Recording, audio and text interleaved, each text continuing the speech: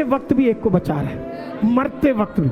मुझे इतना इतना अच्छा लगा, मरते वक्त भी अपने बारे में नहीं सोच रहा है, मरते वक्त भी बगल वाले के बारे में सोच रहा है। हम जिंदा होकर नहीं सोच रहे, वो मरते हुए भी सोच रहा है कोई ना कोई परमेश्वर के राज्य में चले जाए।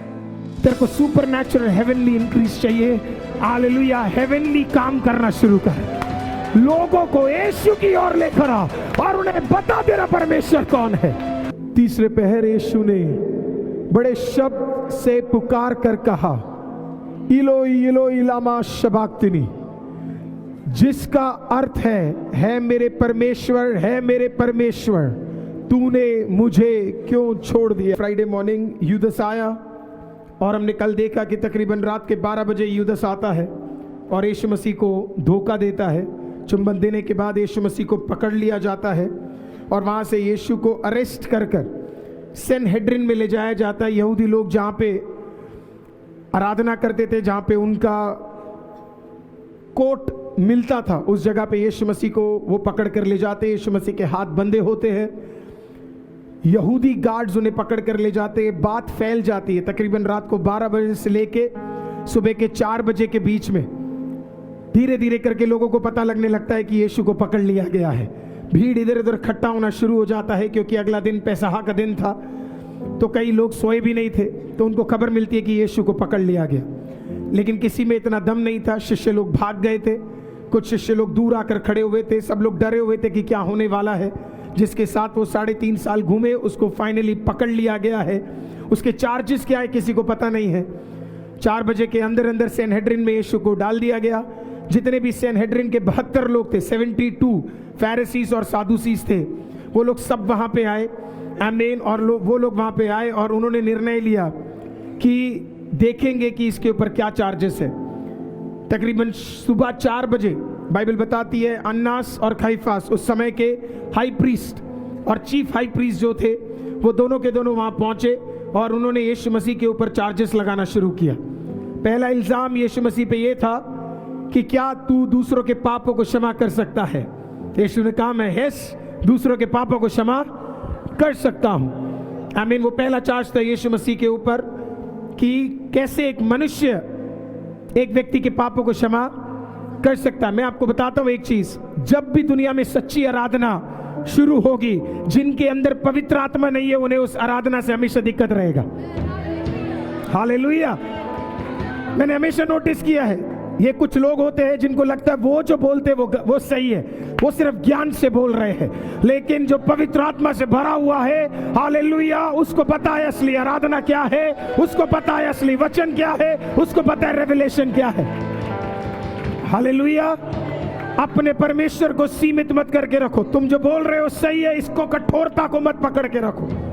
हालेलुया। और यीशु को पकड़वाया गया। सवाल था पहला, क्या तूने दूसरों के पापों को क्षमा करने का अधिकार है। यीशु ने कहा, yes I have the power, क्योंकि मैं ही मसीहा हूं, मैं ही परमेश्वर हूं। उसने कहा, मुझे अधिकार है दूसरों के पापों को क्षमा करने का। जब यीशु ने ये बातचीत कहा, आमीन, तो एक गार्ड, यहूदी गार्ड ने क्या किया, अपना हाथ उठाया और यीशु के ऊपर खिंचा के एक थप्पड़ मारा। 4 के 6 के बीच की बात है, खिंचा के एक थप्पड़ मारा। यीशु ने उस गार्ड से एक सवाल पूछा, तेरे पास क्या अधिकार है मुझे थप्पड़ मारने का, क्यों तूने मुझे मारा। गार्ड के पास कोई जवाब नहीं था, उसे भी नहीं पता उसने क्यों उसे थप्पड़ मारा। थप्पड़ मारने के बाद उसी मोमेंट कैफा और अन्ना ने निर्णय ले लिया कि ये यहूदी नियमों के अनुसार इसने गलत करा है और इसको दंड आवश्यक मिलना चाहिए। उस जमाने में यहूदी कोर्ट किसी को मृत्यु दंड नहीं दे सकता, किसी के ऊपर मार नहीं खिलवा सकता। वो सारा अधिकार रोमियो के पास था, क्योंकि यहूदी लोग रोमियो के नीचे काम करते थे। आमीन। इजराइल एक फ्रीडम प्राप्त करने वाला कंट्री नहीं था उस टाइम पे, रोमियो के नीचे था। यहूदी लोगों ने निर्णय ले लिया कि इसे मारना है। बताया जाता है ट्रेडिशन में इस 72 लोगों में से निकोडिमस भी वहां था। निकोडिमस उस दिन तक यीशु मसीह का फाइनेंसर था। यीशु मसीह की सेवकाई में वो पैसा दे के उन्हें मदद करते थे जहां जहां जरूरत है, लेकिन कभी बाहर नहीं आता था निकोडिमस। इसके लिए नहीं आता था क्योंकि उसे डर था, अगर मैं बाहर आ गया तो मुझे धर्म के मंदिर से निकाल दिया जाएगा, धर्म के पदवी को हटा दिया जाएगा, आमीन, लोग मेरे को ठुकरा देंगे, जो टाइटल मेरे पास है वो टाइटल हट जाएगा। इसके लिए वो डरा हुआ था। लेकिन बताया जाता है उस दिन जिस दिन यीशु को थप्पड़ मारा गया, उस समय जब यीशु के ऊपर गलत इल्जाम लगाए गए, निकोडिमस और कई और सादुसियों को समझ आ गया, आमीन, ये गलत हो रहा है। और कहा जाता है कि उस दिन उस सुबह निकोडिमस के जीवन में एक परिवर्तन होता है और उस दिन वो यीशु को पब्लिकली अंगीकार करने के लिए तैयार होता है। इसी 4 के 6 के बीच में एक और घटना होती है।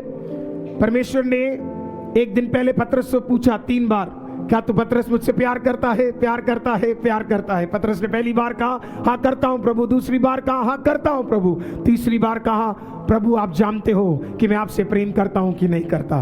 परमेश्वर ने इस प्रकार से, प्रभु यीशु मसीह ने इस प्रकार से कहा, पतरस अगले सुबह आमीन मुर्गी आमीन बांग लगाने से पहले तू मुझे कितनी बार ठुकराएगा? 3 बार ठुकराएगा। यीशु के इनर सर्कल के सारे लोग भाग गए थे। पतरस सनहेड्रिन के दूर खड़ा हुआ था, देख रहा था यीशु के साथ क्या हो रहा है। एक औरत आई, आमीन, उसने पूछा क्या तू वही नहीं जो इस नाजरत यीशु के साथ घूमता था? उसने ठुकरा दिया। एक और बार पूछा, उसने ठुकरा दिया। एक और बार पूछा, उसने ठुकरा दिया। ट्रेडिशंस बताती है जब 4 से 6 के बीच में आमीन जब ये ठुकरा रहा था, यीशु को फाइनली हाथों में बांध के पिलातुस के पास ले जाते वक्त आमीन अचानक मुर्गी बांग लगाती है और पतरस को याद आता है कि उसने अपने खुदा, अपने प्रभु जिसके साथ वो घूम रहा था, उसके साथ उसने धोखा कर दिया। बताया जाता है पतरस वही पश्चाताप करता है। उसे याद आता है जो प्रभु ने उसे एक दिन पहले बोला था कि तू मुझे ठुकरा देगा। मैं कुछ घमंडी लोगों से मिलता हूं मैं, और मैं घमंडी बोलूंगा उन्हें, अरे हम तो बढ़िया है, हम कभी यीशु को ठुकराएंगे नहीं, हम तो नहीं ठुकराएंगे। मैं आपको बोलता हूं ये सब बोलने वाली बात है, सब बोलने वाली बात है। पवित्र आत्मा अगर साथ नहीं है, हालेलुया, हम टिक नहीं पाएंगे। उसका बल हमारे साथ नहीं है, हम टिक नहीं पाएंगे। आमीन। Let us not be confident on our strength. कई लोग अपने बल पे कहते मैं सह लूंगा, मैं कर लूंगा। बोलना आसान है यार, आप संडे तो आराधना में मिस करते हो, क्या तंगी सहोगे आप? पहले बेसिक तो सही करना सीखो, फिर बड़ी बड़ी बातें करना। Hallelujah, hallelujah. मैं उन लोगों के बातों को ज्यादा सीरियस नहीं लेता जो बेसिक चीजें सही नहीं करते। हालेलुया। हम यीशु के लिए ये कर लेंगे, हम यीशु के लिए वो कर लेंगे, हम उसके लिए मर जाएंगे। अरे कुछ नहीं करने वाला। जब जी रहा था तब सही नहीं जिया तो मरते वक्त क्या जिएगा?